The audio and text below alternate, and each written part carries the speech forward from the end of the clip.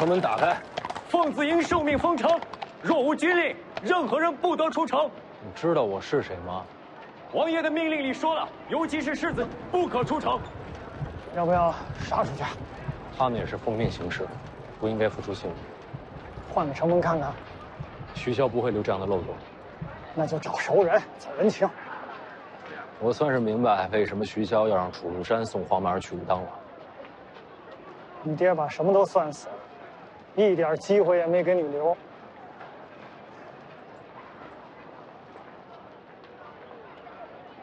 怎么了？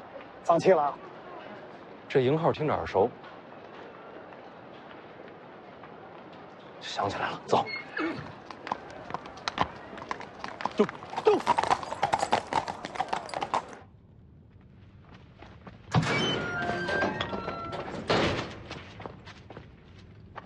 世子又来了。灵州城外，我是第一次见你。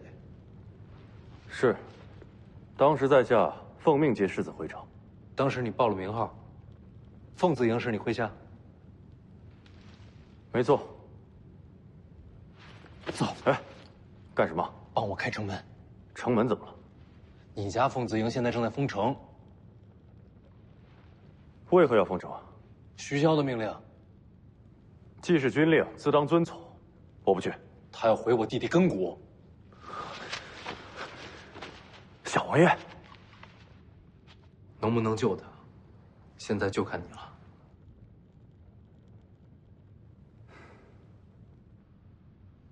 徐凤年是用手令入的地牢。那令牌是他师傅给的。宁峨眉定会下令开城门。他是奉子营主将，他的话对奉子营就是军令。宁峨眉最佩服的就是黄蛮儿，他一定想去救他。哎，你还追得上吗？追得上。好，追上以后帮我传个话。世子请回，明日之前，城门不会再开。宁将军回来了，传我军令，开门，备马。遵令。上。上。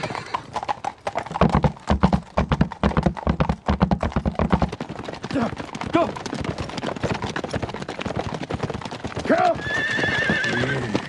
世子。黄蛮儿呢？留在武当山了。你把他一个人留下了？知不知道徐骁让他去武当干什么？义父没说啊。他要毁了黄蛮儿根骨。你也不用那么着急，能改人根骨，也只有武当新法成就大王庭。武当很多年都没人能做到。怎么了？世子不知江湖事，武当没落，全凭掌门王重楼独当一面。此人精彩绝艳，现已成就大王庭。武当又有人练成大王庭了。走，追去武当。陈继报，世子先走，我挡着他，逃不掉了。有话带给你。请说。义父让我传话给你。凤年，你已经成人，是该学会做抉择了。黄蛮儿之事本就两难，既然你已追去，就由你来决定结果。他的意思是让我去武当。你若想保徐龙将一身神力，就要回到最初抉择，要么让他离开北凉不再回来，要么就学会杀人。杀人？杀谁啊？武当你可以去，北凉军必须回灵州。宁峨眉、楚禄山，跟我回去。管到我头上了。他说的对。世子，北凉军已是皇室心头大患，长时间不在驻地，天知道会引来怎样的猜忌。你们得回去。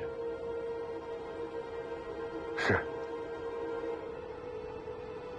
还请世子念在手足之情，护住小王爷周全。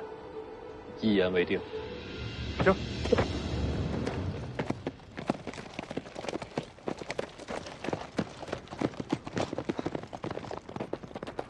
徐凤年，想清楚后果，再做决定。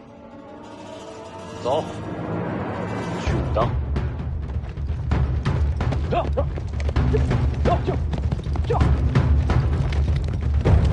到了，准备怎么要人？杀上武当，直接求见王重楼。武当掌门为你见。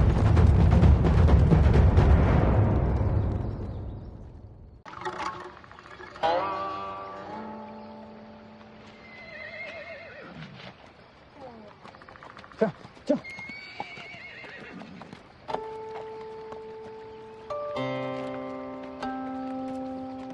武当掌门居然亲自下山接你，看来武当和北凉的关系不错。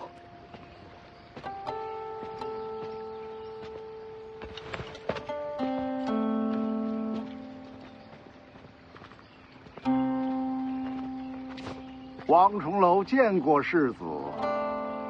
黄毛呢？谁把他留下的？掌门师兄。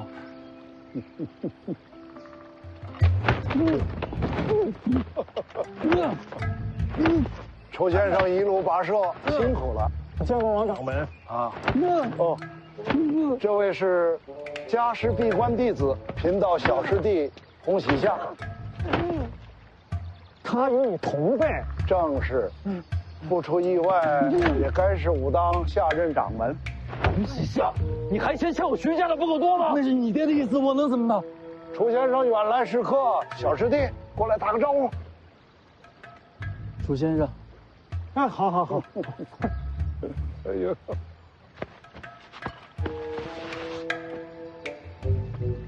带我去见他。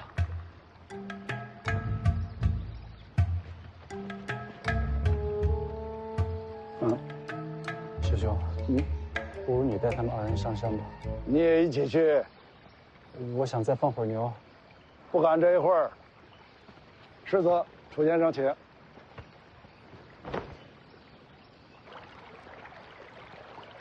来，世子，请。请。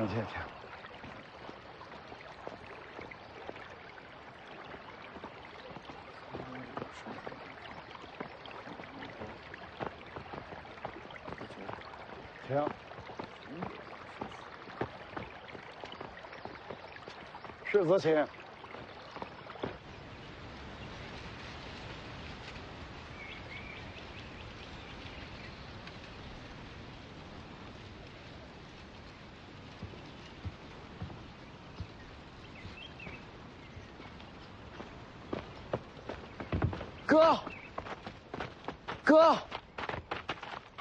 哥，我刚想你，你就来了。你还好吗？好，丽姐还在。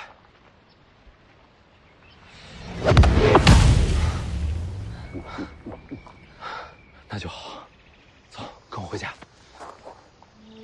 怎么了？爹说了，我不能回去。我说能回去，我说了算。可是爹说，如果我回去，会给哥带来麻烦。我不怕麻烦。世子莫要急躁，不如先让心静下来。你要拦我？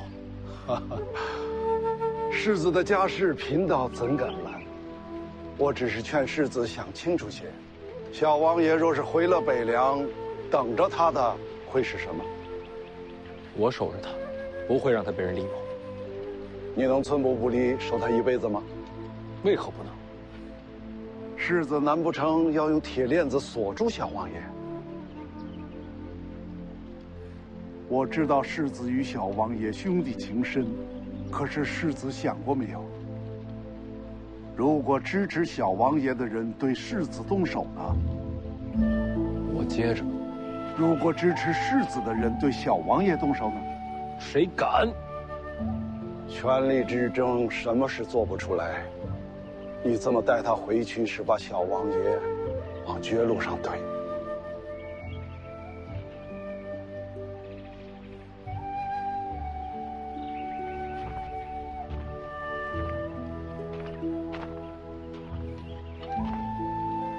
世子还是想清楚再做决定。走，你带他去哪？我带小王爷逛逛武当。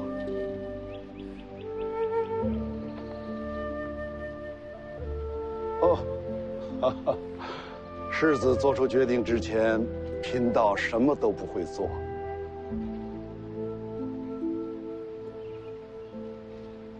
我不走，就住在这儿。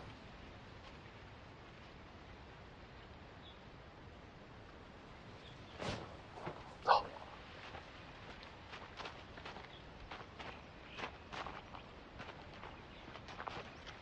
好些年没来武当了，我四处看看。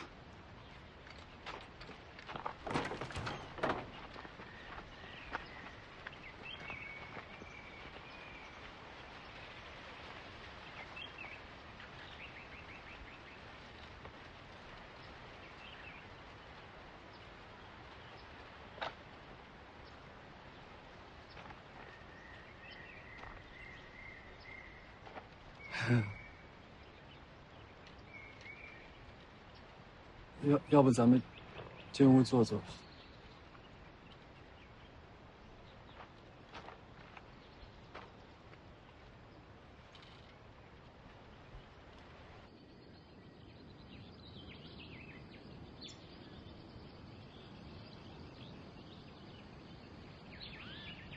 小王爷在想什么？是我惹我哥不高兴吗？不是你。但是为什么爹说我回家会害哥？是因为你哥心不够狠。那不好吗？其实很好，只是人间如玉，心软的人容易受伤啊。我可以保护他。哦，哎，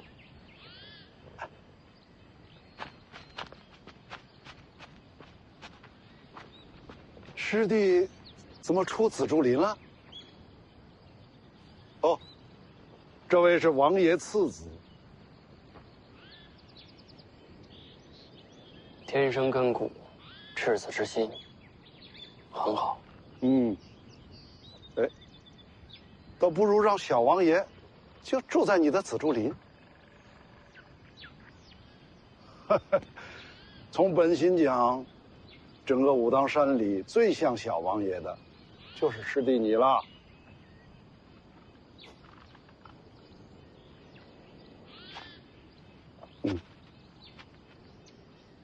可以。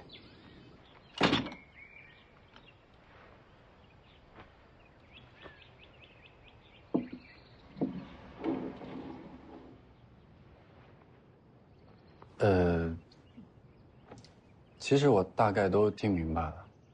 秀儿人想借小王爷之名，从世子手中夺取北凉大权。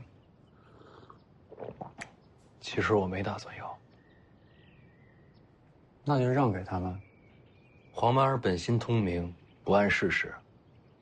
我要是把北凉让给他，那些支持他上位的人，总有一天会夺他性命。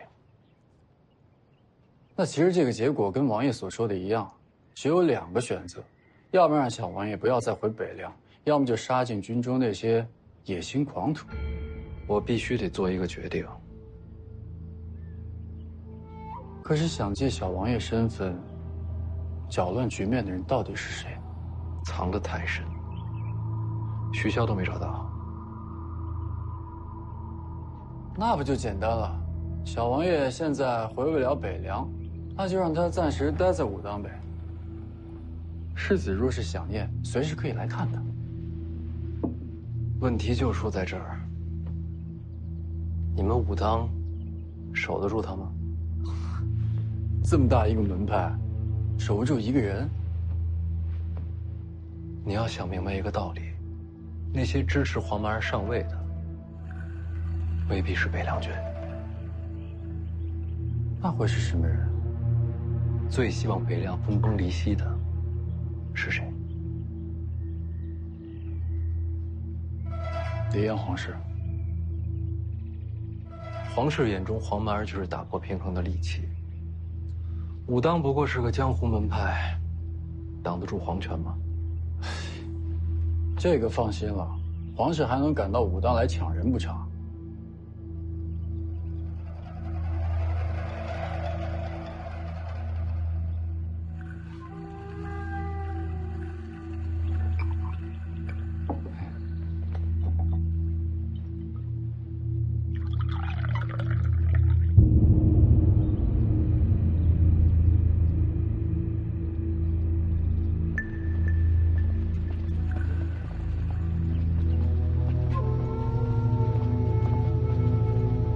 孙雕四，确认徐家兄弟行踪了。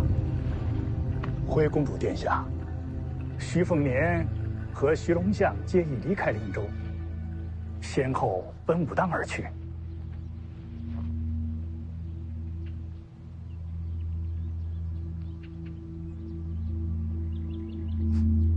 好，我们也去武当。3年前，徐凤年推拒婚约，让我成了这京城里的笑话。一个武夫之子，也敢羞辱皇室。这3年的屈辱，就在武当还给他呢。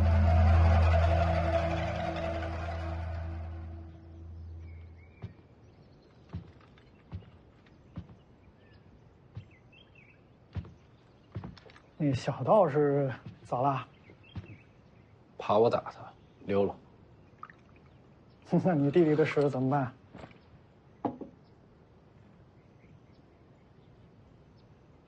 既不能回北凉，也不知道让他住在哪儿才能避开皇室觊觎。想到答案之前，我先留在武当吧。我怎么觉得这事儿不可能有答案？我再想想。那小道士真的是武当下任掌门？没错。那你还敢在武当打他？他欠我的。怎么说？他负了我大姐。那小道士。我家常来武当，一来二往之间，我大姐喜欢上了那小道士。之后呢？没什么之后。小道士不肯下山，大姐最终嫁去了江南。他答应过下山吗？从未说过。那就怪不到他了。虽然没说过，但谁都看得出来，洪喜相喜欢我大姐。既然两情相悦，为何没有结果？他家掌门阻挠。这家伙自己发了个誓，不成天下第一，绝不下山。那他岂不是这辈子都不能下山了？偏偏我大姐也不肯再上山。算了，这都不重要。现在最重要的是黄曼儿的事儿，在想出结果之前，就委屈前辈也住在这儿吧。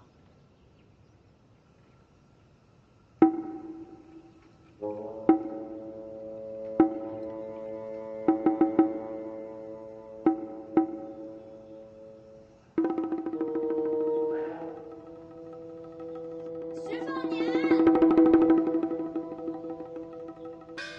小泥人儿。我耳鸣了。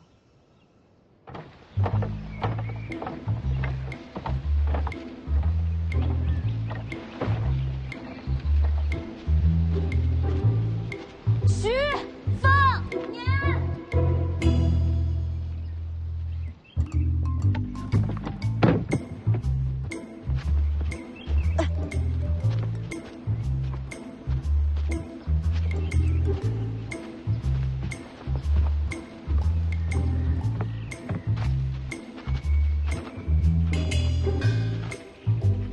真是你。你怎么来了？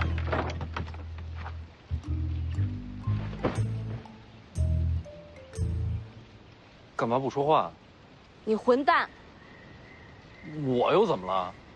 你知道这有多重吗？我背着上山的，快累死了。背的什么呀？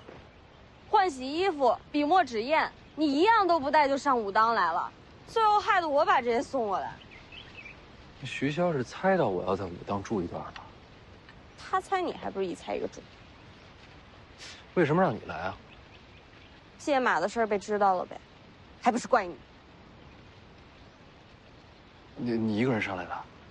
马车到了山脚就回去了。你不回去？哦，徐骁是让你留在武当照顾我，那你可惨了。哎，你属小狗的。哎，这屋子让给你们住，我自己找地方。有麻烦喊我。前辈。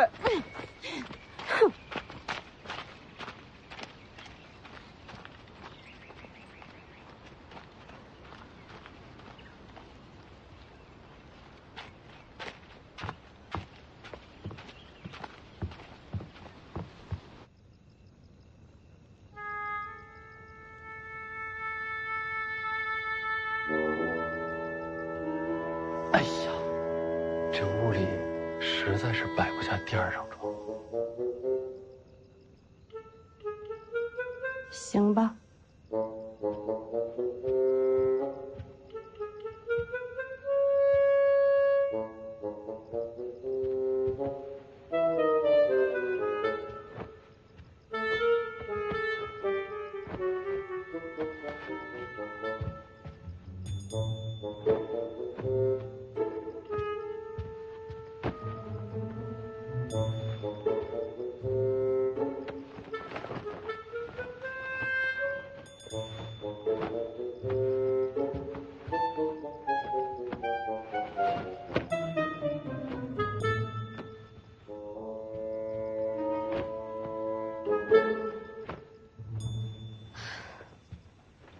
睡吧。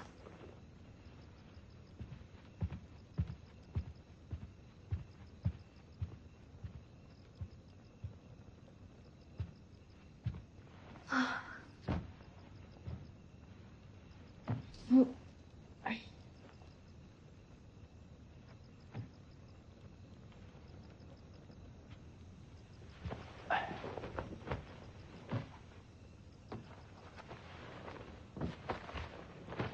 舒服呀！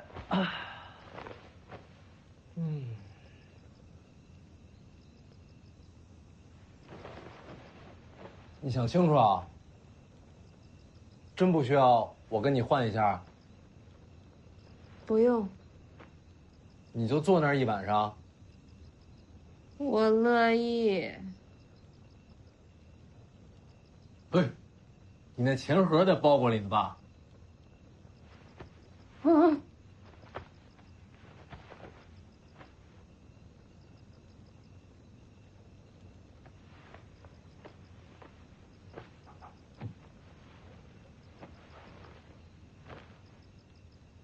舒服呀！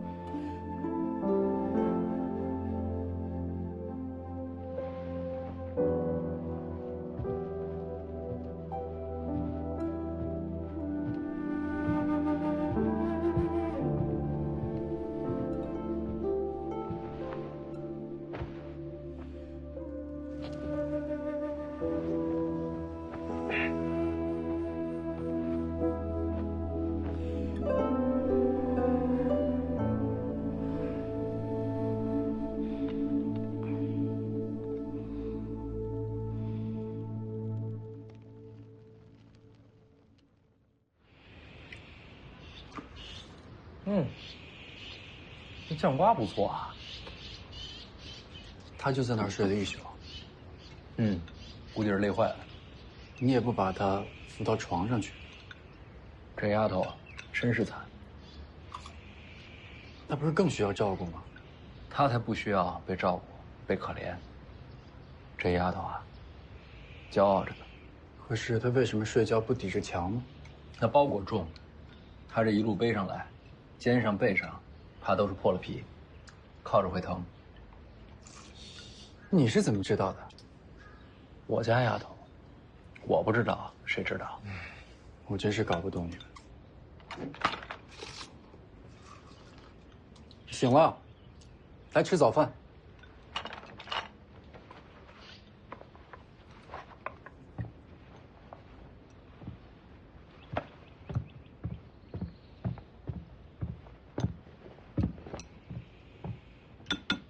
吃饭，吃饭，别管他。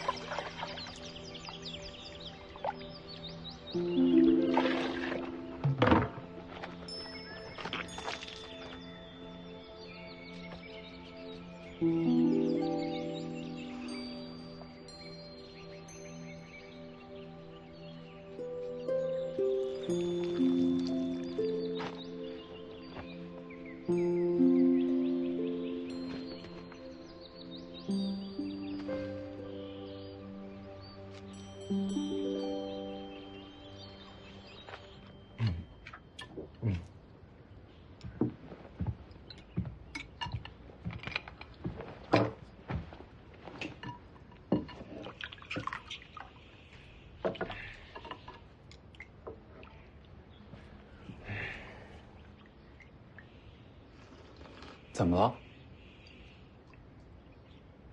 有菜吗？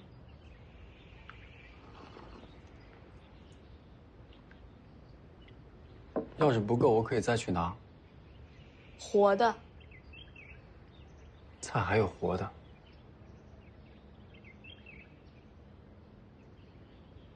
这道士是傻的吗？人家是武当下任掌门。世子，这到底什么意思啊？他是问你有没有菜籽瓜苗之类的。可这怎么是活的呢？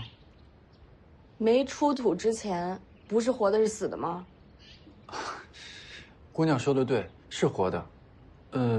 姑娘要这些做什么？种啊。我们有菜，可以给你送来。自己种不行吗？行倒是行，但是我们没有菜籽瓜苗。那你们自己吃的菜从哪来的？我们武当倒是有一个菜园子。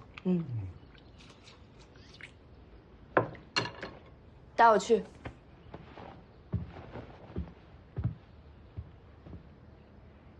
走啊！你别看我，我可管不了。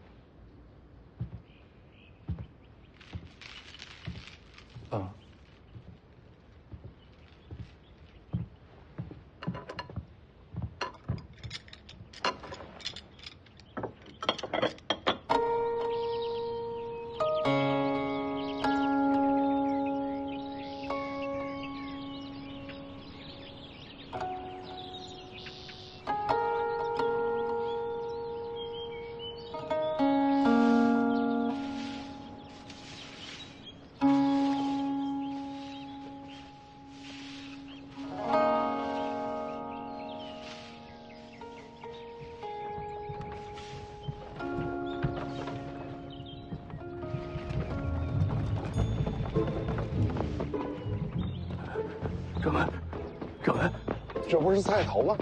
大事不妙了，锅里遭贼了！菜园子里的菜被偷走了许多，得彻查呀！谁会偷菜啊？哦，该不是山中林鼠闹灾？怎么那是那铁锹挖的呀？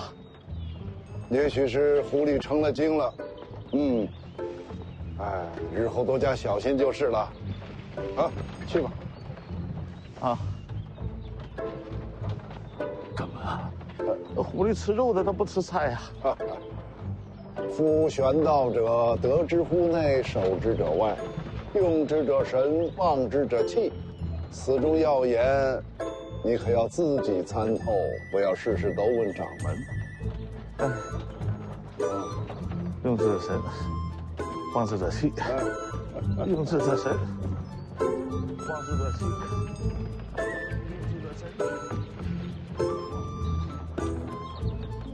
用之者神。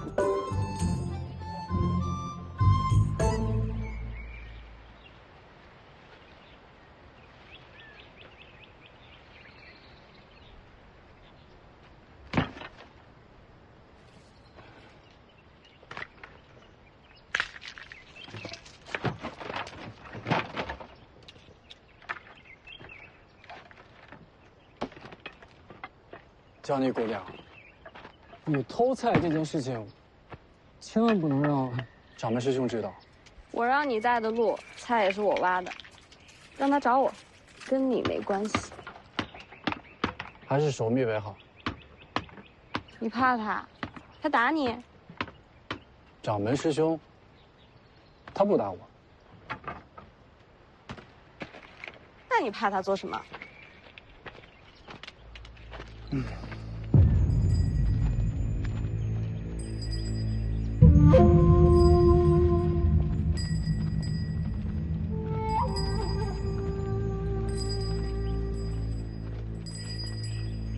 什么路数？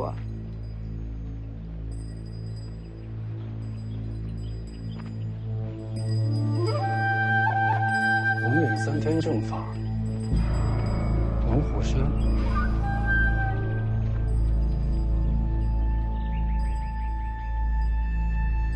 皇室钦点的天下第一门派。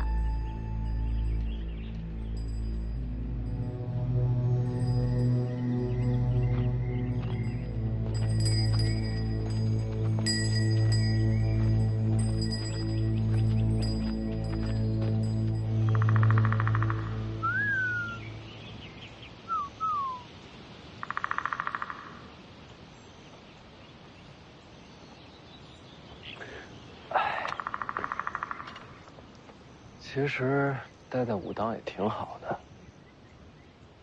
不像留在北凉，整天都要提心吊胆，揣摩人心。就是吃饭全是素的，受不了。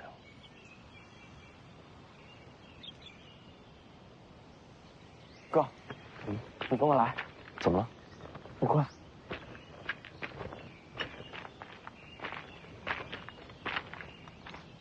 哥，这边。你要带我去哪儿啊？就是这儿。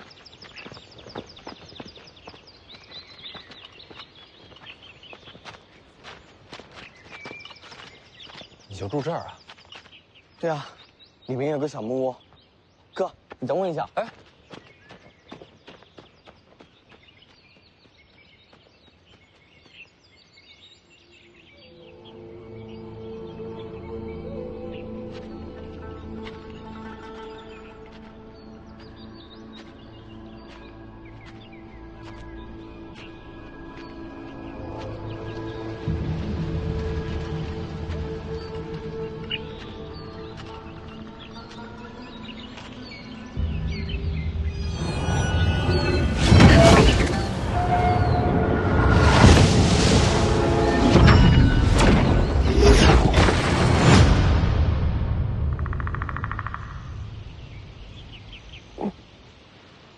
哥，你醒了？我怎么又睡在这儿了？你不是睡，你是晕了。为什么会晕？木剑道士把你打晕了。木剑道士？住在竹林里那个？嗯。他也是武当的？他没打你吧？没有，木镜道士是我心境。他用什么把我打晕的？剑气。剑气。武当还有这种天才？哥。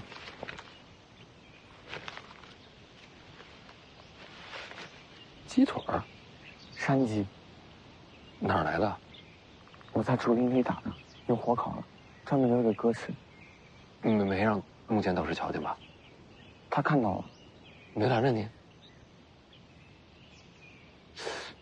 我记得武当戒律挺严的呀，这什么道士啊？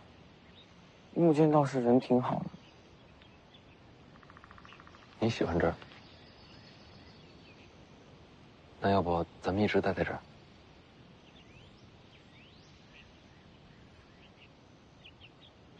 你不愿意？哥是要走的。我去哪儿？哥要回家。爹说，家里不能没有你。大姐、二姐都不在，你也要走，我一个人回去有什么意思呀？那还算是个家吗？爹希望你帮他。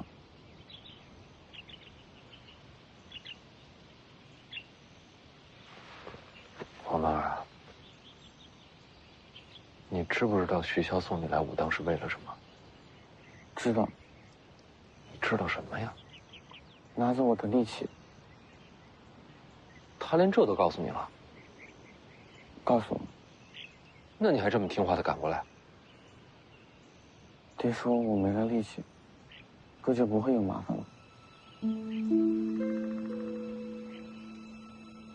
怎么那么傻呀？我傻没事，哥聪明就好。啊，吃肉哥。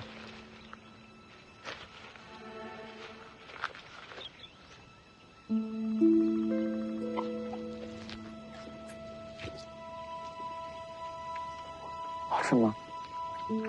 好吃。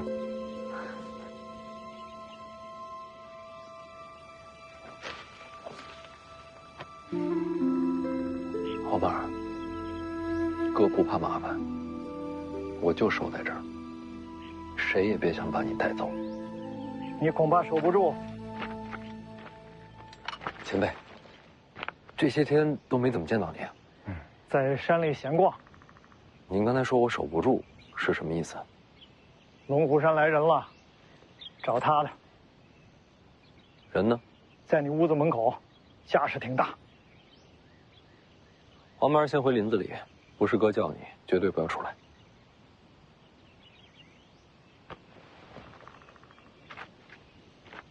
去吧。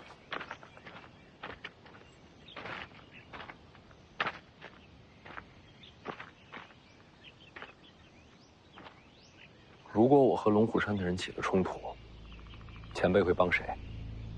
哼，我早想着和天下第一门派对招了。多谢前辈。不用谢，只是别忘了啊，剑九皇只让我护你2个月，时限很快就到。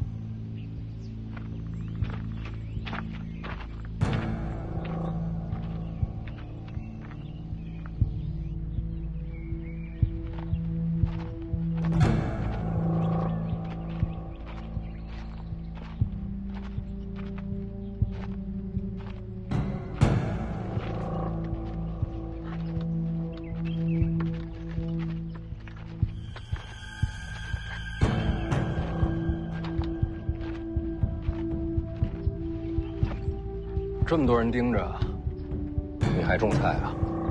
又不是找我的。洪喜相呢？被王重楼拉走了。看来武当这事打算置身事外了。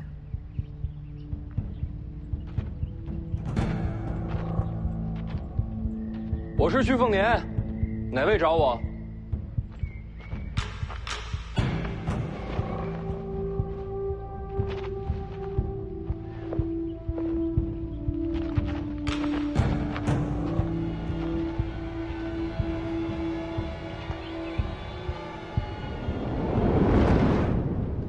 掌门，能确定是龙虎山的人吗？可别被招摇撞骗的人蒙过去了。我亲眼见了，来的是赵熙团。赵熙团，龙虎四天师里的赵熙团，正是。掌门，龙虎山如今如日中天，天师亲临武当，咱们可不能不管不顾啊！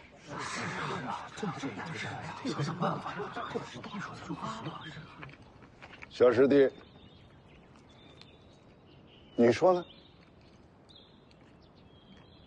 我觉得咱们教派叫武当，也不代表整个武当山都是咱家的。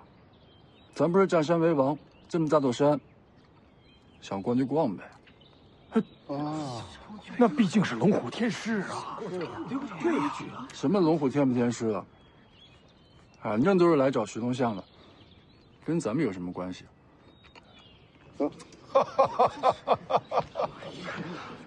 说的没错。天大的麻烦，跟我们又有什么关系？掌门，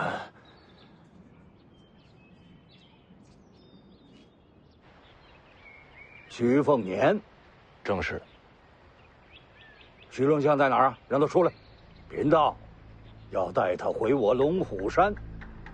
敢问阁下是？龙虎赵熙团。赵熙团，竟是天师亲临啊！那怎么能站这儿呢？这岂不是怠慢了天师？天师，屋里聊。徐龙相在哪儿啊？我这就去找他。天师先进去喝杯热茶。好。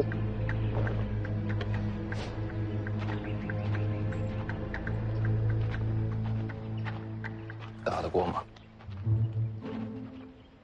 打了再举报。一会儿我正面吸引他注意力，你绕到背后偷袭。那可是龙虎山天师，我管他天师地师，敢打我弟弟主意，一个都不放过。那后面这么多道士怎么办？刀往天师脖子上一架，看谁敢动手。你闹这么大动静，龙虎山不会放过你。没事，就说武当掌门让我们干的。天大的麻烦，甩给武当接着，谁让这儿是武当山呢？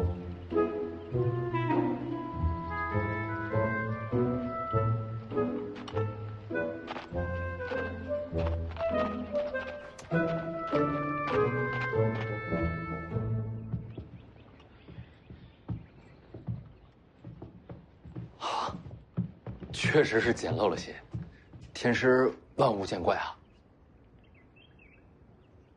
江宁啊，你把这凳子给天师擦擦，让人家坐下。坐着方便。天师请坐。哦，风是大了点儿。哎，我来关门。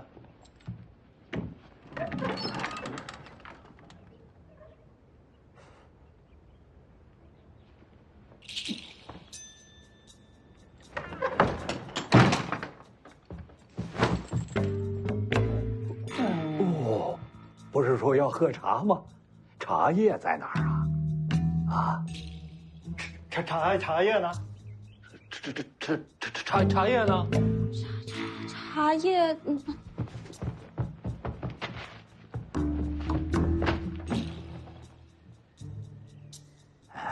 这有了茶叶了，水烧的怎么样啊？烧水了吗？啊，烧了吧？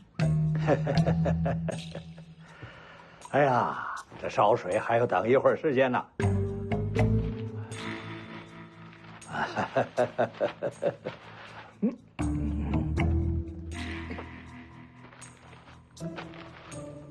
哎，世子不必惊慌，也不要误会，贫道这次来的目的就是要带小王爷回龙虎山。那我就没误会了。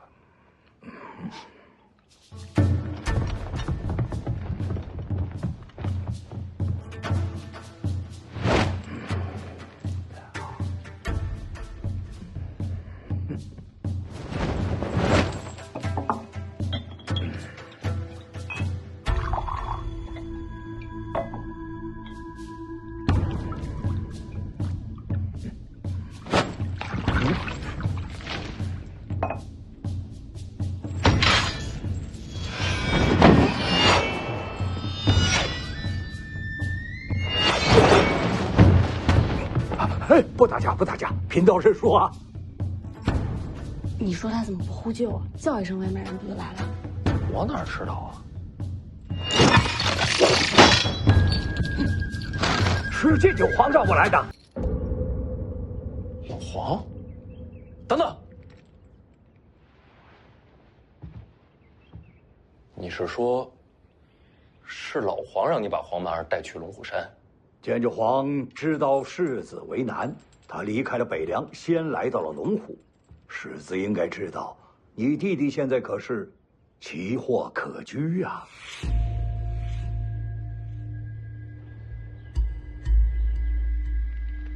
还查到些什么？查出些支持小王爷上位的，没抓。和宁峨眉一样，都是被丢出来的饵。真正的幕后推手，藏得很好。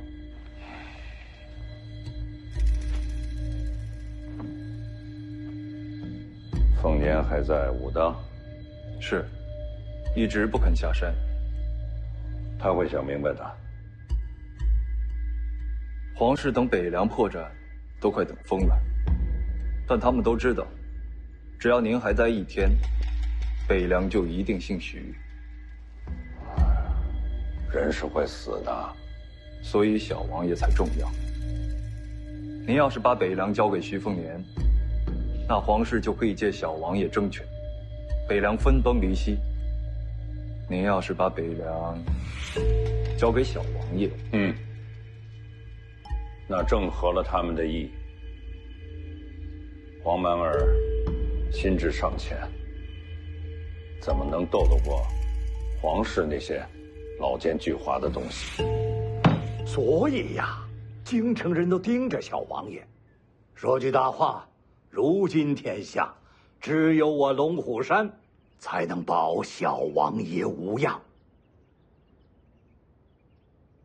龙虎山跟我们徐家可没什么交情。剑九皇曾经跟贫道说，小王爷天生神力，根骨非凡。那又如何？世子知不知道，贫道为什么至今未收徒啊？那是因为我这一脉祖传心法，对传人要求严苛，必须是根骨精奇，方能传承衣钵。剑九皇选我，那是因为我真心收徒啊，世子。确实如此，道统传承对门派来说重过生死啊。所以你会保护黄满儿？既为师徒，当然如此了。眼下京城和皇室都盯着我弟弟，龙虎山号称什么第一门派，真能挡得住皇权谕旨？这就是剑九皇来龙虎做的交易。什么交易？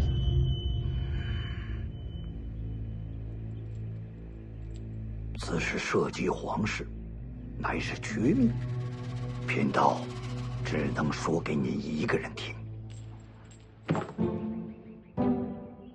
啊，我去外边等。你可以留着听。我这样的身份，听黎阳朝的秘密，你是嫌我死得不够快吗？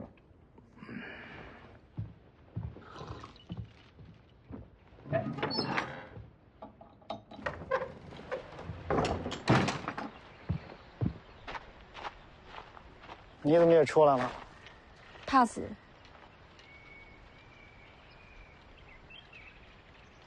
我真是看不懂你和徐凤年那小子。看不懂什么？小姑娘，世上人潮翻涌，遇到一个人不容易啊。人跟人又没链子锁着，时光一冲就散了。多珍惜眼前，别像我，到这个年岁，就剩下遗憾了。没什么好珍惜，我和他，结果早就注定了。什么结果啊？生和死。就剩我们俩了，说吧。世子觉得，这龙虎山为何能封为天下第一门派呀？投效的早。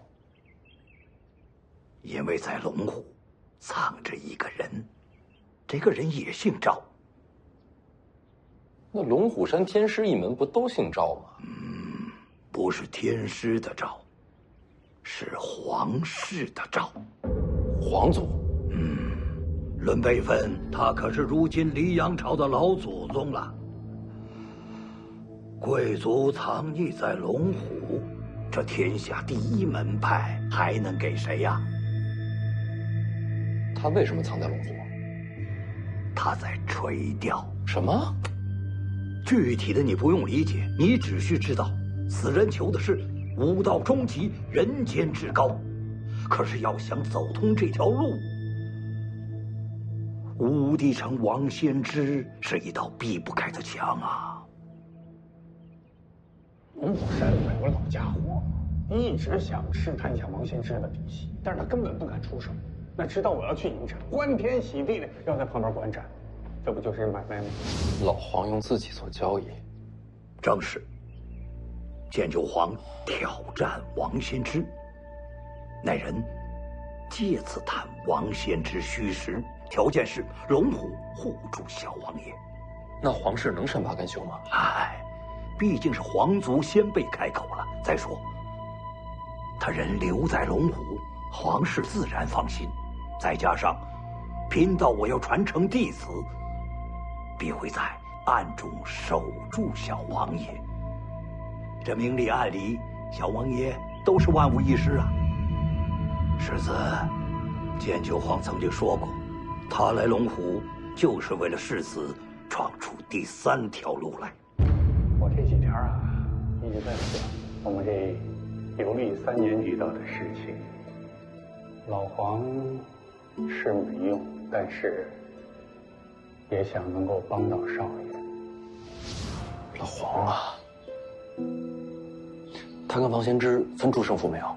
最新消息，他已经来到武帝城外，估计这决战结果很快就会传来。若有消息，贫道第一个告知世子。话都说尽了，贫道现在可以见小王爷一面了吧？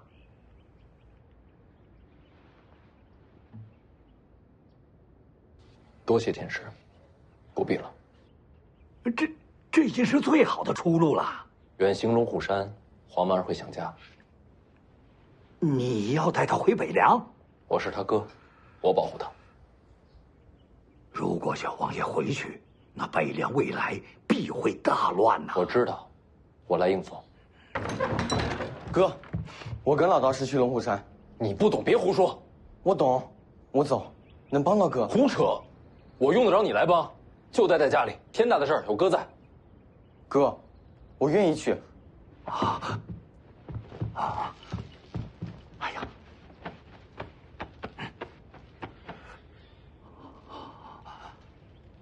想不到天下真有如此根骨，看来剑九皇没有骗贫道啊！贫道这一脉，终于有了传承了！老道士，我们能走了吗？你得叫我师傅。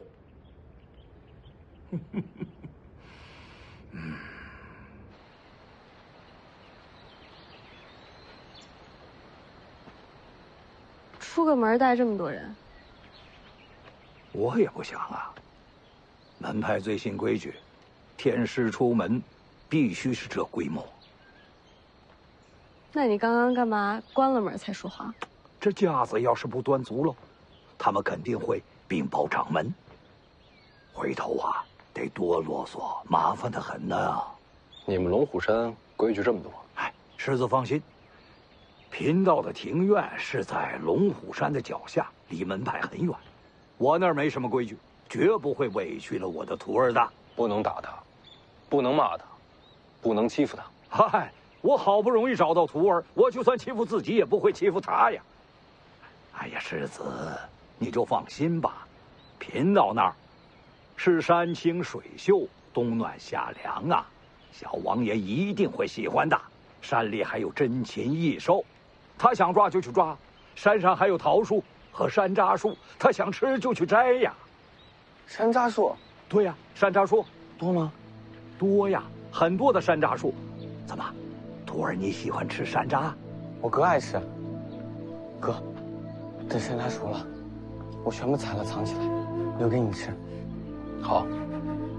等山楂熟了，我就去看你。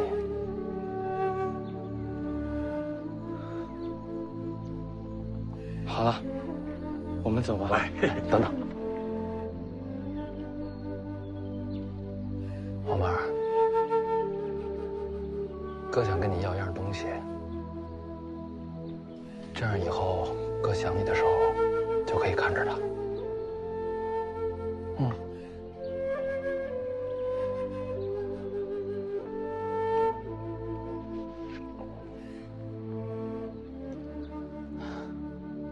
好，哥，以后你要是想我了，就大声喊我，我一定能听见。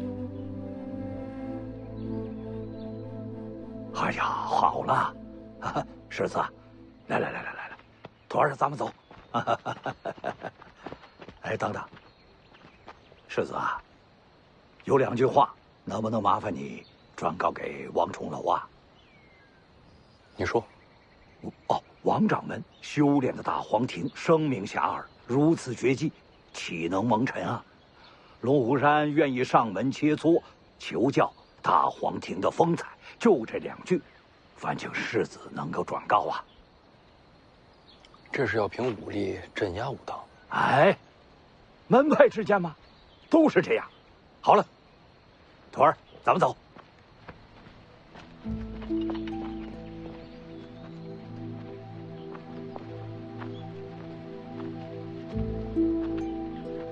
黄曼儿，你要是不想走了，就跟哥说一声，哥把你留下。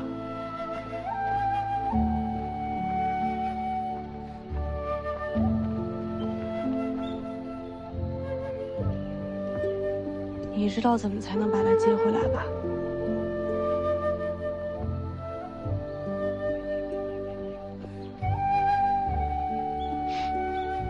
我知道。我接手北凉，就能接他回家。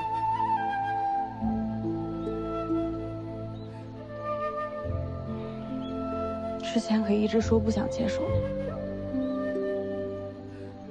把矛头都指向我，黄曼儿那边就轻松了。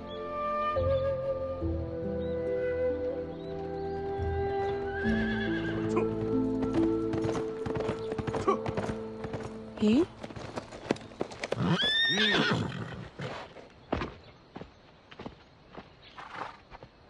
这是出什么大事儿了？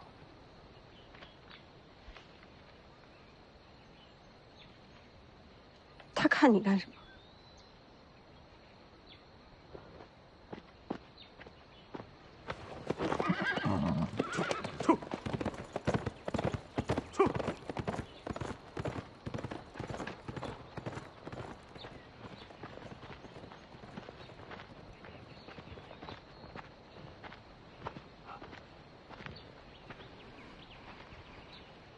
出什么事儿了？我也是刚刚得到消息，跟我有关。说呀！剑九皇死了。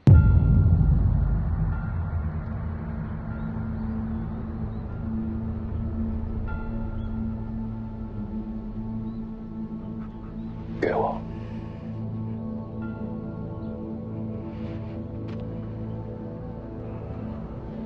剑九皇，他去了武帝城后，先找了一个酒馆，要了2两黄酒、半斤酱肉、1碟花生米，炸的。他不喜欢粗泡，不喜欢水煮，就喜欢吃蘸盐的油炸花生。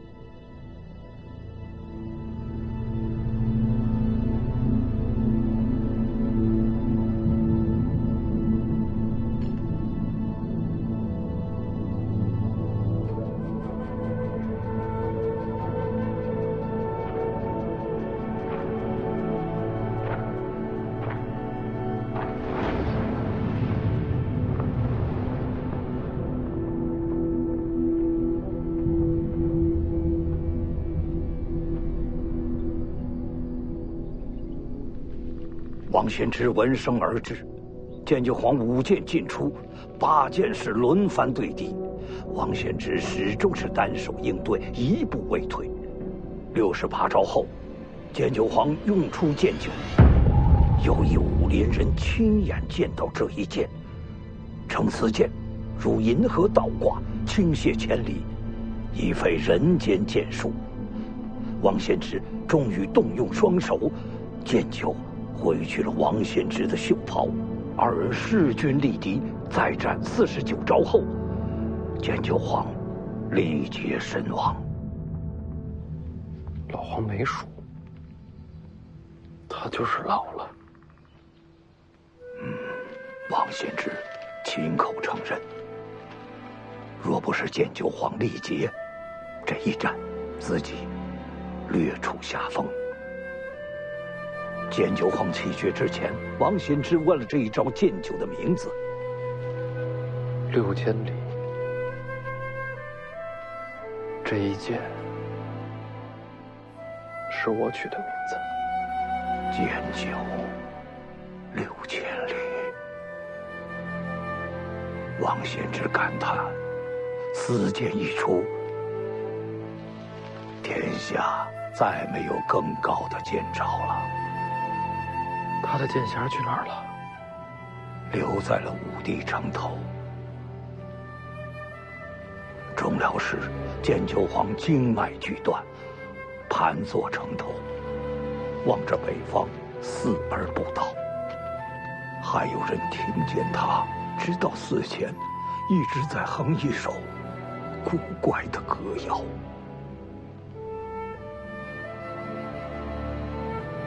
北方，他这是看着北凉呢。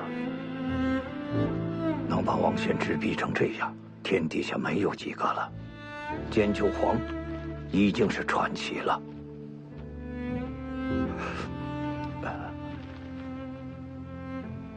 这封信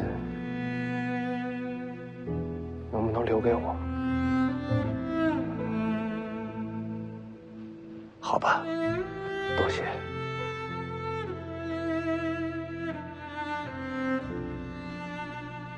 世子节哀吧，剑九皇也算是求人得人。贫道告辞了。